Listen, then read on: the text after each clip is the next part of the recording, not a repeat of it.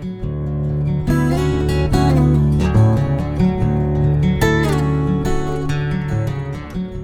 morning and welcome to the Mindfulness Broadcast. I can see my breath. It's chilly. I'm outside. I'm at a public park in Medford, Oregon, and awaiting a field trip transport for daughter. So I thought, well, I'm just going to do it outside. It just seems nice to be out here. So this morning I hope there are no bears. Lisa, thanks. Now you'll just have to, my eyes will be closed. So you'll have to forewarn me. All right. So this morning I want to talk about self-worth and our practice as a human species to connect our self-worth to external experiences, to external stimuli, and how we can use a mindfulness practice to change that, to move our self-worth into just an inherent piece of who we are, an internal process.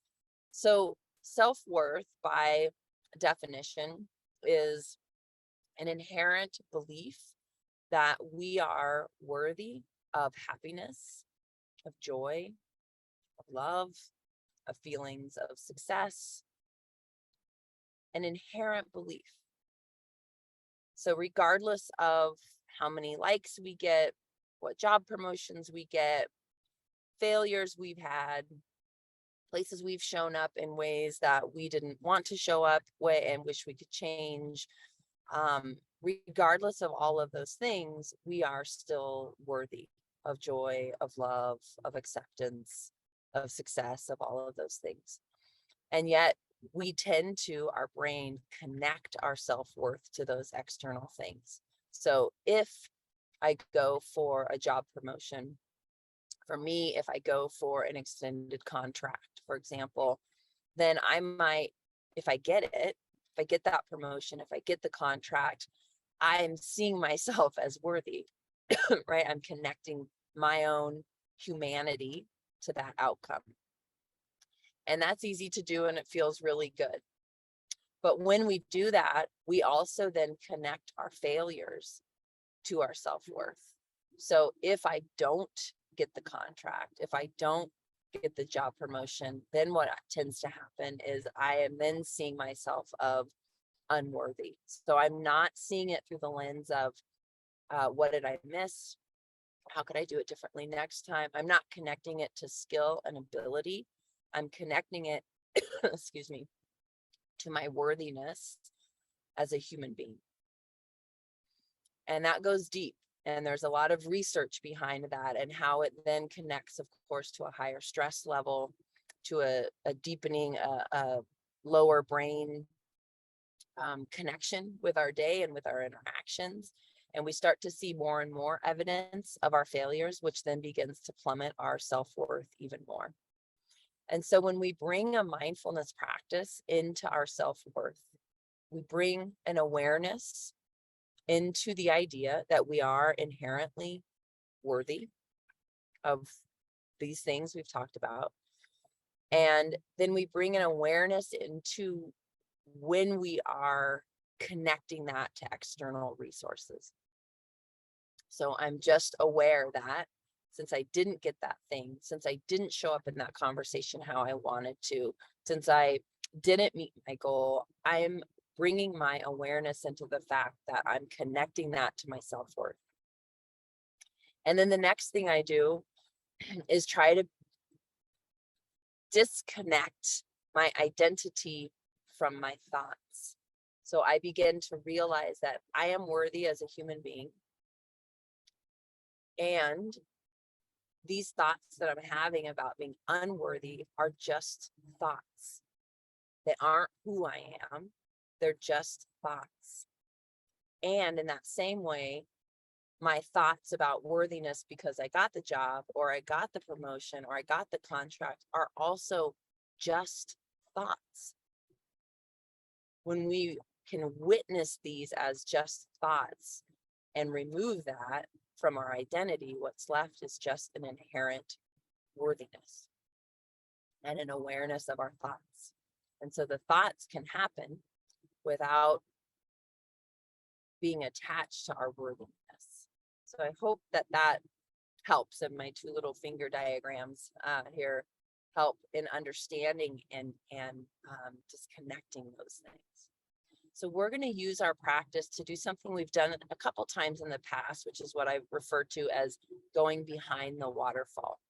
So we're going to use our practice to just witness our thoughts. So this being the waterfall, and rather than attaching to a thought and going with it, we instead go behind the waterfall and learn to just watch and witness and observe our thoughts, to watch our brain do its thing and not get so attached to what it does. So let's do that now. Go ahead and close your eyes, or you can take a soft gaze. Allow your breath to come through your nostrils, down your throat, into your chest, and your belly. And then reverse that process. Just getting present with our current physical experience of breath.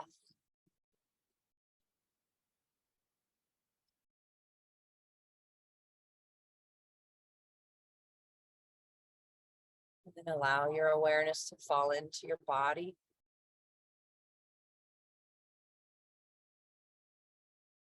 Just taking notice of what's present for you this morning.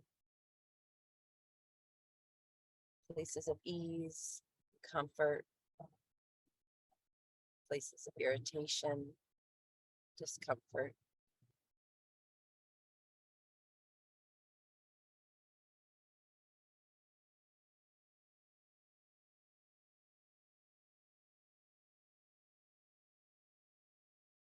And then take a journey inside of your mind. And as you do that, identifying yourself as the observer.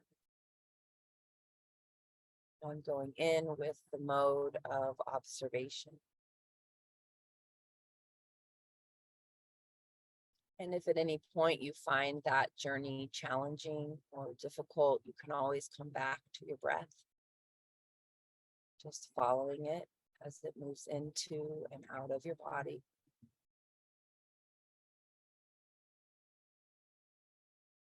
And as the observer, sometimes it helps if you're a visual person to create a space for that observer. For me, I imagine myself literally behind a waterfall.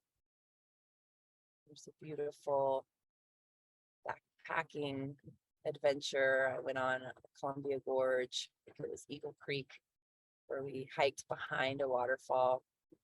And so I imagined myself there. You might also imagine yourself in a chair with maybe a theater performance in front of you, or on the top of a mountain with an unobstructed view. And then allow yourself to watch and observe your thoughts. And this takes practice. So if you find that you're challenged by it, great. It means you're doing the good work.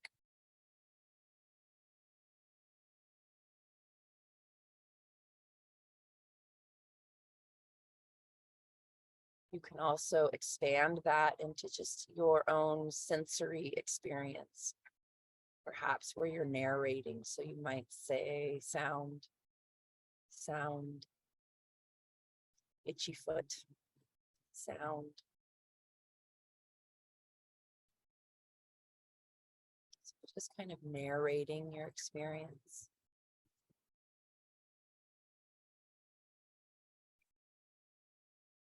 Noticing your thoughts.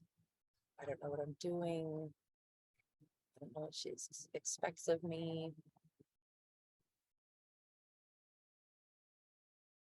Just imagining this scene play out in front of you, and you are just observing without attachment.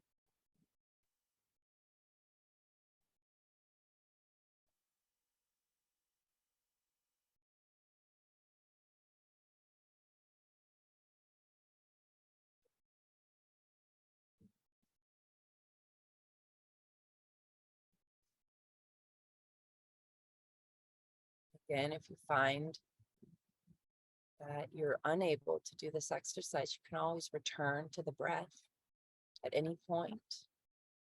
Come back to the practice at any point.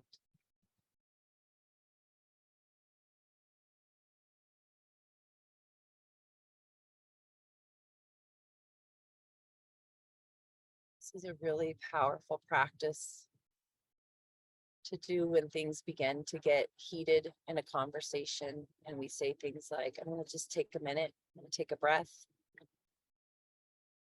This is a really powerful practice because our thoughts often lead us to action. So when we can just sit and witness and remember, I am inherently worthy of joy, love, and connection. And these are just thoughts. We can remind ourselves of the power of just observing self so that we can then be in choice about our actions. And bring yourself back to your breath as we begin to close this practice.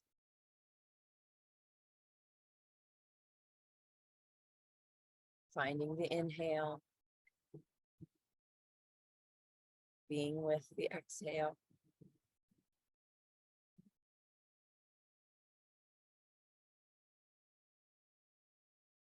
Slowly opening our eyes and coming back together.